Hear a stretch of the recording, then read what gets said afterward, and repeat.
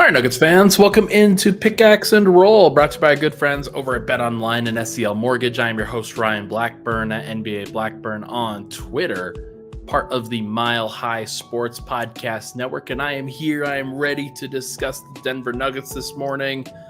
Took off this weekend. There's a lot going on, obviously, with back-to-back. Yes, there were games that happened.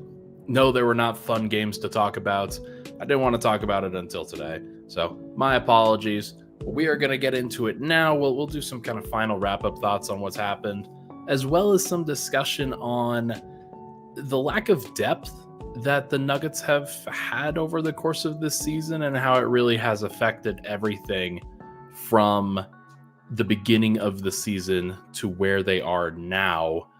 We'll talk about playoff seeding. We'll talk about the game tonight that is going on between Nuggets Warriors and a variety of things in between. If you have any questions, if you have any thoughts, make sure to drop them in the comments below.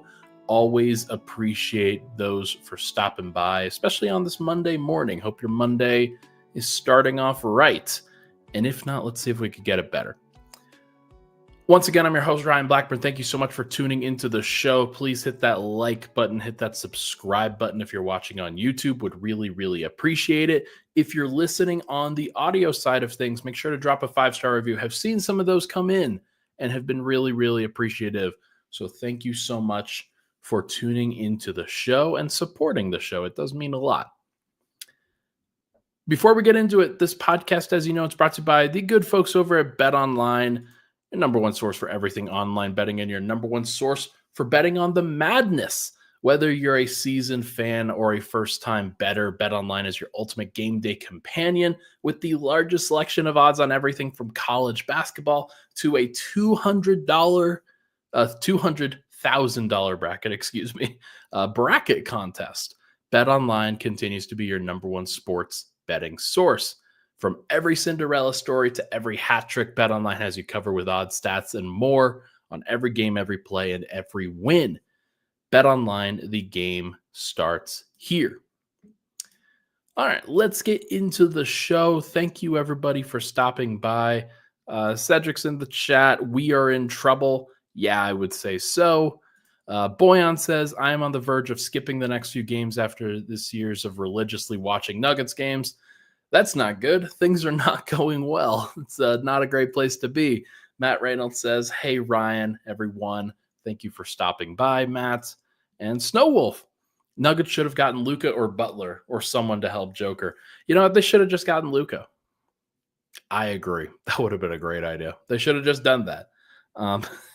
If only.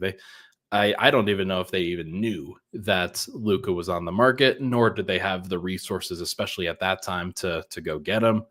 But then again, neither did the Lakers, and they still found a way to get it done. So disappointing stuff.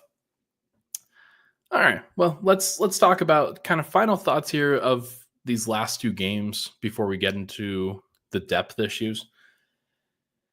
Denver, I mean, well, they kind of go hand in hand, don't they?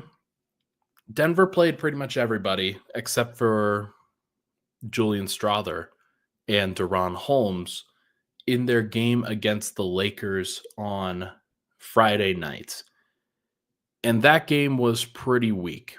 Denver didn't provide a lot of reason to be excited for Denver's, like for their actual playoff chances, because when you put together a playoff rotation, which Denver basically did as somebody who tracks the rotation charts, when you put together what's effectively a playoff rotation and have to match it up against the likes of Austin Reeves, Dalton Connect, and Alex Len, it's not a great sign that you just are not able to get the stops that you need. Austin Reeves got whatever he wanted, and he's going to be one of the worst guards that the Nuggets have to face on the ball in terms of, hey, this is a dangerous player.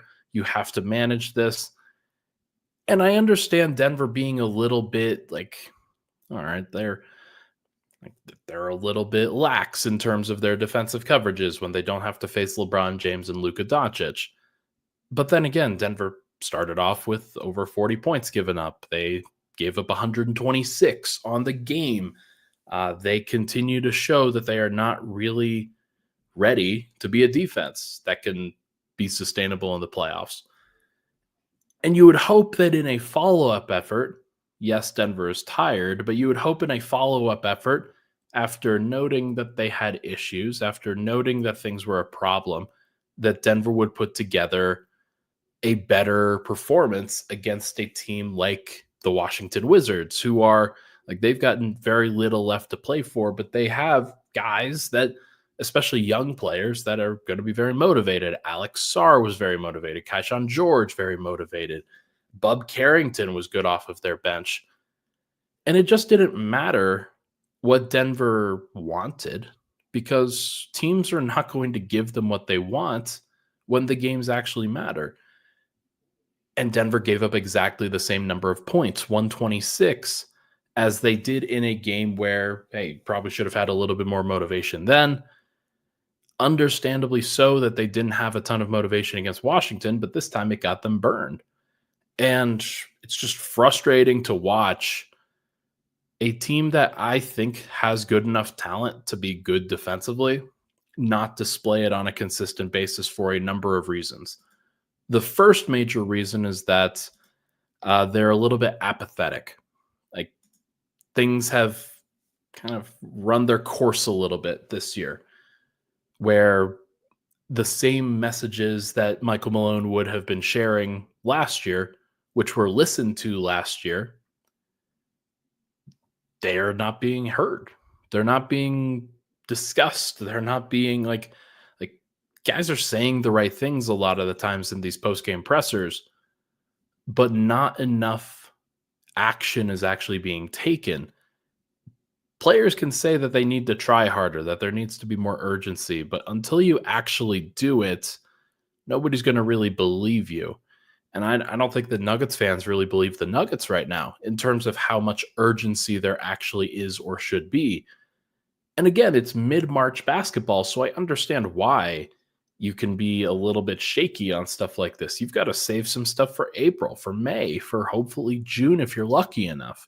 But for Denver at this point, they so much of the reason why they're here now, currently tied with 3 other teams in the loss column at 25 losses, is because they have not focused up enough defensively. Like, that's just straight up what it is. Denver's got a great offense. It's been pretty consistent throughout the entire year, except for a couple of blips on the radar against some elite teams. But if they're taking care of business on the defensive end, then you can have some blips in the radar. But the fact is that Denver's chosen not to do that. The other factor is the depth. And the other factor, of course, is the fact that Denver doesn't have the resources to throw at a lot of these games in an important way. I'm going to click on a random game. Let's go with game 14. Denver loses to Dallas 123-120. I think this was an in-season tournament game. In this game, Denver played 7 guys effectively, maybe 8. Here are the minute totals in those games. Peyton Watson started. He played 40 minutes. Nikola Jokic played 39. Jamal Murray played 39. Michael Porter played 36. Christian Brown played 29. Russell Westbrook played 27. Julian Strawther played 17. And then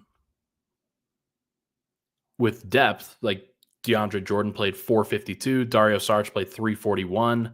Trey Alexander played 218. Hunter Tyson played 152 or 154. So each of those guys played fewer than 5 minutes. And that doesn't necessarily, they might have tried to play those guys, but they didn't seriously try to play those guys at the beginning of the season. Zeke Naji was a DNP. PJ Hall was a DNP, among other things. Let's click on another game. Let's fast forward a little bit and we'll go to let's go to Denver's loss to Phoenix on Christmas. Denver plays a 9-man rotation. Jamal Murray plays 39 minutes. Nikola Jokic plays 38. Michael Porter plays 37. Christian Brown plays 28. Aaron Gordon gets hurt, but he played 19 minutes in that game. Russell Westbrook, 27 off the bench. Peyton Watson, 24. Julian Strawther, 18. DeAndre Jordan, 10. Okay, so not a lot of rest. You've got Trey Alexander, Spencer Jones, Zeke Nnaji, Jalen Pickett, Dario Saric, and Hunter Tyson all getting DNPs. Denver plays a 9-man rotation. Okay, you amp it up on Christmas, understandably so. Let's fast forward to February 3rd against the New Orleans Pelicans. Surely Denver expanded their rotation in this game. Denver plays technically 10 guys, but really 9 because Spencer Jones played 3 seconds. Christian Brown plays 41. Michael Porter plays 39-30. Nikola Jokic 36. Jamal Murray 35. Zeke Nnaji starting in this game 31 minutes. Julian Strawther 24. Jalen Pickett 12.5. DeAndre Jordan 12. Hunter Tyson 9.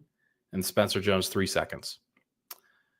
The reason why I go through all of these is to give people, this is just a random selection of 3 games. I didn't even plan to do that before the show, but that's just a random selection of games. And you hear the minutes.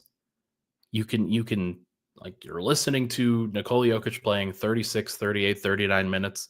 And one of those was against the New Orleans Pelicans. Like, there is a reason right now why Nikola Jokic is not playing great defense. It's because he's averaging a career high in minutes, and his burden on the offensive end is even higher than it's ever been. There's a reason why Jamal Murray rolled his ankle. Partially could be a fluke. Also partially could be because he's played the most minutes of his professional career. 36.4.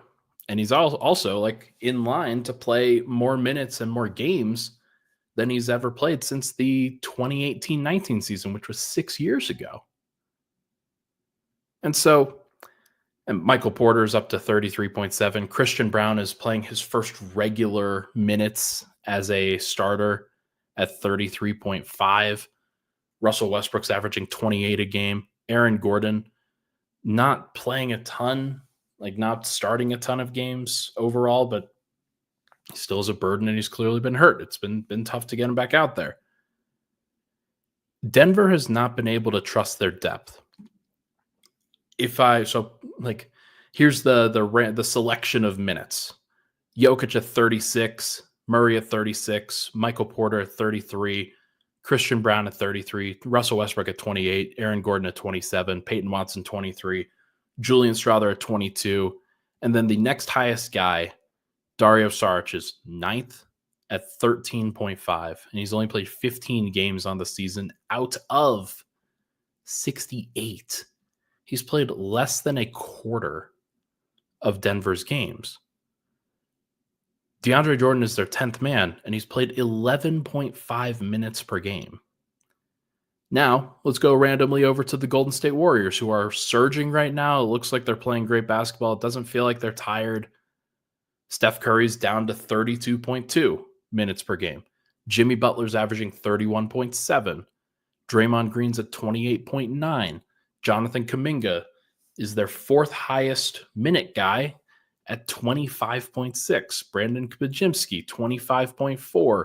Buddy Hield, 23.1. You can go all the way down to what's listed as their 17th player because they made trades. But if I do a quick count, basically their 10th player in their rotation, 11th player in their rotation, 12th player in their rotation, Guy Santos, 14 minutes per game. And he's played 42 games. The Warriors might be a bad example because they don't have the same concentration of money at the top of their rotation that the Nuggets do. They've got Steph, yes, but they don't have a bunch of starters that are making a bunch of money at the top. And when you have a bunch of starters and you're top heavy, it makes it very rickety if those guys aren't at their best. And Aaron Gordon, you just take him off the floor for half of the season, and Denver has clearly been very rickety because they haven't had enough depth behind him. Now, Could we have foreseen that at the beginning of the season? Yes. Yes, we could have.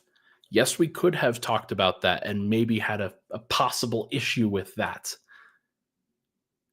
But there are certain limitations that teams have, and you're limited by the decisions that you've already made. And when you give Jalen Pickett and Hunter Tyson 3-year guaranteed contracts and just pull up those roster spots, and when Deron Holmes has a guaranteed spot and he gets hurt, and Vlatko Chanchar has a spot and he gets hurt, and Dario Saric has a spot and he just doesn't exist in a positive light.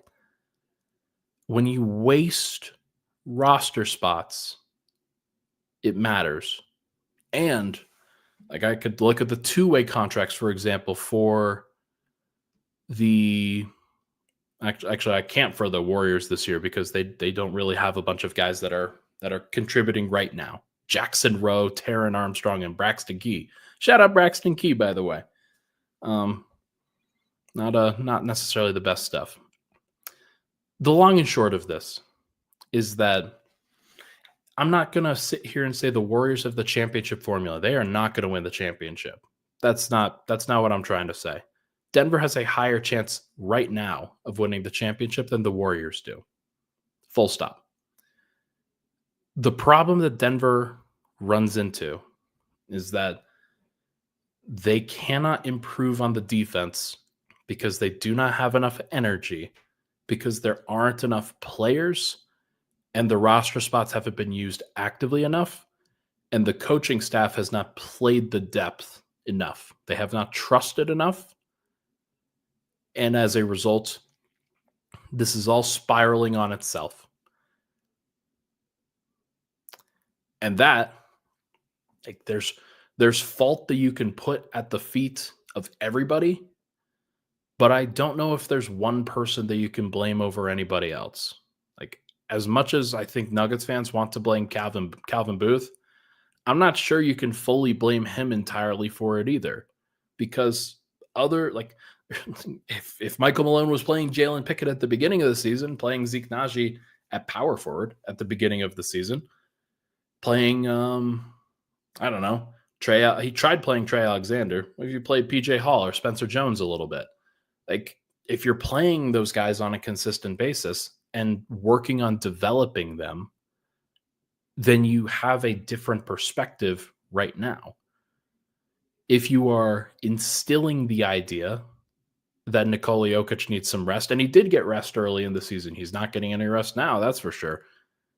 If you got Michael Porter some rest earlier in the season, if you got Christian Brown some rest earlier in the season, things are a little bit different. So, I don't know. If it were up to me, I would try to do things differently. But what I try to make sure to tell people is that this stuff is really difficult. And I can sit here and provide backseat analysis for all of this, provide my perspective on all of this. And people can agree with me, but it doesn't make it easy.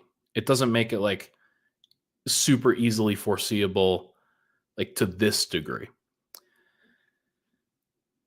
There are things that people would change, but I think Nuggets fans have to acknowledge that the plan that the Nuggets were trying to go with, which was effectively the same plan that they had in the previous two seasons, it's just a little bit worse this year, and that has made it very difficult. It's not like they're so far off of where they were in the championship or last year, but they're still in a pretty tough place now. So we'll see what happens. Let's take a break. When we come back, we're going to talk about predicting playoff seeding. We're going to preview tonight's game as well. Another national TV game. Who could have loved it more? We'll be right back in Pickaxe and Roll.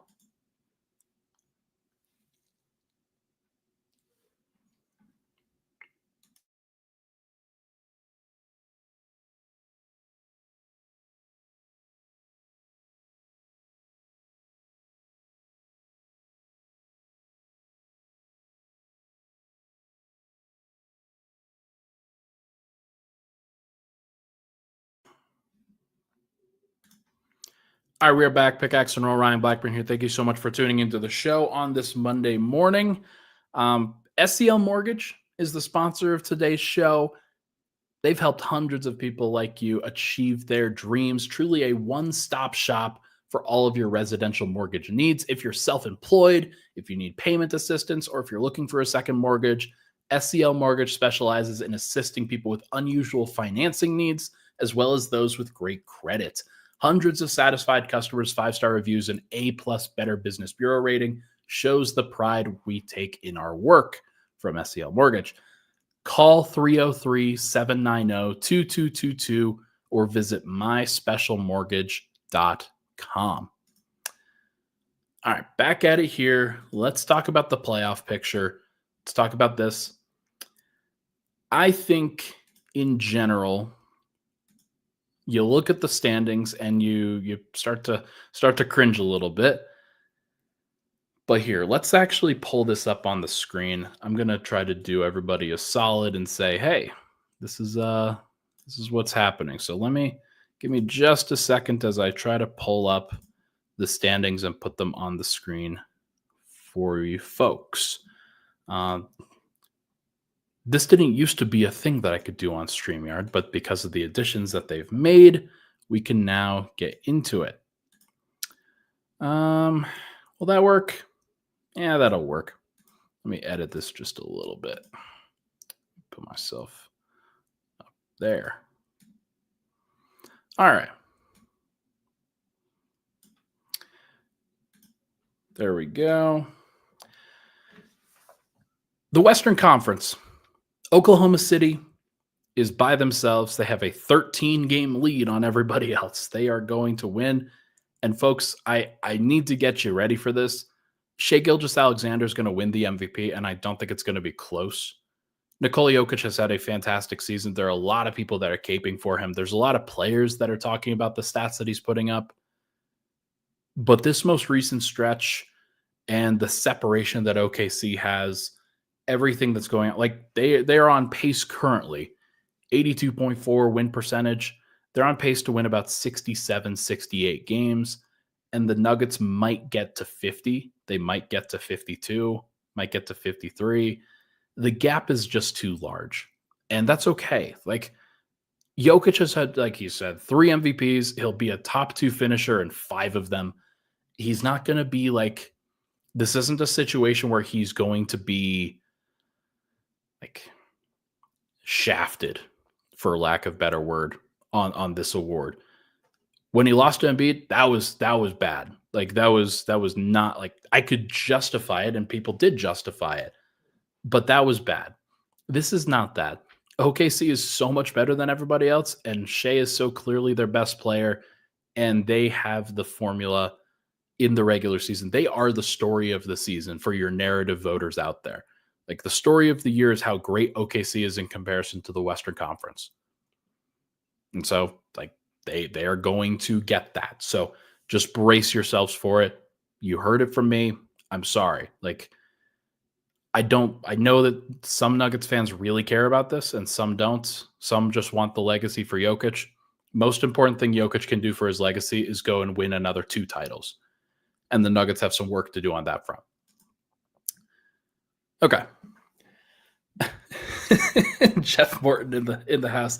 I just came in to say good luck. We're all counting on you. Shout out to Airplane. Airplane, one of my favorite movies, one of my favorite comedies. Leslie Nielsen is fantastic. Gotta love that. Okay, so OKC is, if you're looking at the schedule on the screen right now, OKC is at 1.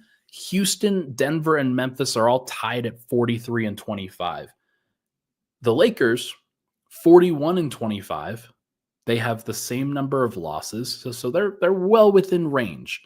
They just got back Luka, and we'll see. Like Luka was just resting in the game against Denver. It wasn't an actual serious injury or anything like that, so not really surprised that he was back. But they dominated the Suns when they needed to, and it's pretty clear to me that they're in a very good place. The Lakers are, so they will have an opportunity to continue pushing. Strength of schedule left. Denver and Memphis are tied in strength of schedule remaining at 0.527 according to Tankathon. Denver and Memphis play each other one more time. Memphis, though, they play OKC and Boston. They play the Lakers once, just like Denver. They play the Warriors once. Denver plays them twice. They play the Timberwolves once. Denver plays them once. So we'll see what happens between Denver and Memphis. Houston has a slightly lower SOS, and they've only got 14 games remaining, just like these other two teams. They play Denver twice, so those games are going to matter. For the head-to-head purposes, those games could mean, if you're getting head-to-head tiebreaker, those games could mean a lot for not just giving yourself a win, but giving the other team a loss and then earning the tiebreaker. It could mean 3 points in the magic number, which I'll get into that in the final 10 games of the season. Start to do that, and we'll start to talk about what Denver needs, where they're going to go from here. But the Lakers they also have a pretty tough schedule. They are just above the Nuggets. Denver and Memphis are tied for 7th in remaining strength of schedule. The Lakers are at 6th. So each of these teams have a pretty tough road. And a lot of it is because they're playing each other. But they've got 25 wins. And then the Warriors, who are ramping things up, have 25 losses, excuse me. You always look at the loss column in these things. OKC has 12 losses. Houston, Denver, Memphis, the LA Lakers each are tied at 25 losses, 13 behind. The Warriors are at 28 losses. They are 3 behind. The T-Wolves are at 29 losses. They're in 7th place. The Clippers, 30 losses. The Kings, 33 losses. The Mavericks, 36 losses. And the Phoenix frickin' Suns still somehow suck, 37 losses. I don't get it, man. They are just despicable. So Denver is at this place where right now, if they were to end the season, they would be facing the Warriors in the first round. It's probably a decent matchup for them. They face Houston and Minnesota would face each other in the first round of on the other side of their bracket. Houston could win that series, but I think Minnesota would probably be a pretty close matchup for them in a 2-7 where Minnesota has Anthony Edwards. That's a pretty big gap. Memphis and the Lakers would face each other. Lakers would probably win that. They face OKC. That would be okay. Look, here's the thing. If Denver was designing an ideal bracket, they would have OKC, the Lakers, and the T-Wolves on the other side of it. And so Minnesota would be facing the Clippers in the play-in game in this particular scenario. And that would be pretty good. That would be pretty good if the Clippers were to win that. So I think the Clippers would be pretty happy with that because they would prefer, both of those teams would prefer to face the Rockets over facing the Thunder in the first round playoff series. So if you're the Clippers, Denver's got to hope that the Clippers win that. But the factor here is that I think that Denver is going to be pretty much guaranteed a 2-5 seed unless the Warriors continue to make this run, and then maybe Denver drops to 6. I don't think that Minnesota has enough to get up to 7 or to get up to 6. Maybe they get up to 6, but I don't know if they have enough to pass any of the teams in front of them. I think the Warriors do. The Warriors have a pretty average remaining strength of schedule, and they control their destiny a little bit by facing Denver. So we'll see what happens with them. They face the Rockets as well. They face the Grizzlies as well. So each of these teams, by playing each other, there is going to be an impact on the standings. I'm curious to see how they handle it. I think that based off of remaining strength of schedule, Houston is the team that's probably most likely to stay at 2. But the Lakers have played great basketball lately. So if they get LeBron James back in a reasonable manner, then I don't know. We're going to see. We're going to see how it goes. OKC is just guaranteed at 1. And I think that the Warriors, T-Wolves, Clippers will probably stay 6-8. Then the Kings and Mavericks will be at, or the Mavericks and Suns, something like that, will be in the 9-10. We're going to find out. it's going to be very interesting to see how they handle it. Okay, let's move on from this pretty depressing conversation. 2 to 5. Like Denver's going to be the 2 to 5 seed. They should try to stay in that 2-3 bracket, in my opinion, especially if the Lakers are going to stay at 4. The OKC is going to be in 1. Like Denver should try to keep the Lakers and the Thunder on the same side of the bracket, and then Denver can deal with everybody else. Now, you try to avoid Minnesota as much as possible, but you can't really control that. So if Denver faces Minnesota in the first round, they're probably going out. But if they don't, maybe they're facing the Clippers, maybe they're facing the Warriors, maybe they're facing, I don't know, somebody else. Any of those teams, I think you'd be okay with them matching up with. Doesn't mean that they're going to win, but they can't just avoid everybody in the playoffs. That's not how being a champion works. All right. Final thing, Nuggets play against the Warriors tonight. You've got 3 guys that are questionable for Denver: Jokic, Gordon, Murray. I think the only guy who's going to miss is Murray.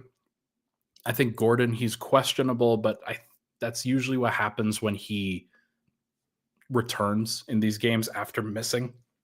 They keep him as questionable on the injury report. I think he will play. I think Jokic will play because he's a psychopath. Steph Curry is also questionable. I'm going to assume that Steph plays, but it's also possible that he doesn't. As I mentioned earlier in the show, the Warriors have the strength in numbers mentality where they've got a whole bunch of different guys that can mix and match. You've got Steph, you've got Draymond, you've got Jimmy Butler, of course. Those are the kind of main 3 that you have to watch out for. Quinton Post is a rookie center who's been a pick and pop machine for them. He's shooting 41% from 3 as a rookie. Still playing a pretty small role, but he's somebody that gives them a little bit more size, a little bit more just rebounding capability while being a pick and pop threat and spacing the floor for guys like you want Steph to be able to drive. You want Jimmy and Draymond to be able to work inside the arc. Those guys have the opportunity to do so if you have a pick and pop 5 available. They haven't had that in recent years, the Warriors. So actually they have Dario Saric. Yeah, that was a time well past. Moses Moody will probably start in Brandon Bajimski's place. He is out. I think that Jamal Murray will be out, so you're going to see Russ, Christian, Michael Porter, Aaron Gordon, Nikola Jokic. My Russell Westbrook stan friends love to point out that is one of Denver's best lineups. So we'll see. We'll see what happens in this one when you face a team that is very good. Can Russ provide a very strong positive impact as the main point guard on that lineup? We'll find out. Off the bench for Denver, your guess is as good as mine. Peyton Watson will play. Zeke Naji will play. Jalen Pickett will play. And we'll see what happens after that. Look, Denver's in a tough place. They are not going to be able to get a whole bunch of rest. They are not going to be able to play a bunch of awesome defenders that are fresh and ready to go and willing. Maybe you break out Trey Alexander again, especially down the stretch of this season. Just try to get him both some reps heading into next season, but also just somebody who could save minutes for some of these other guys. I don't know if that's what's going to happen. I don't know if that's going to happen for any of these guys. What I do know is that this Nuggets team is gassed and they need to find an opportunity to play fewer games. Whether they can or not remains to be seen. I don't really believe that it'll happen, but not my prerogative. We'll see what happens with this team and whether they can solve things. Tonight is game number 69. Hopefully it's a nice one. Hopefully Denver handles their business. Not really expecting it on national TV against Steph Curry, where Denver's perimeter defense has been Swiss cheese of late. So on that note, that is going to do it for this episode of Pickaxe and Roll, everybody. Brought to you by our good friends over at BetOnline and SCL Mortgage. Thank you for tuning into the show this morning. Really do appreciate it. I will be back tomorrow to recap the Warriors game, give some additional thoughts if there's something to be said. We will make sure to go over all those particular points and see if there's anything more to be discussed. Thank you so much, everybody. Hit that like button, hit that subscribe button on the way out. I will talk to you guys very soon.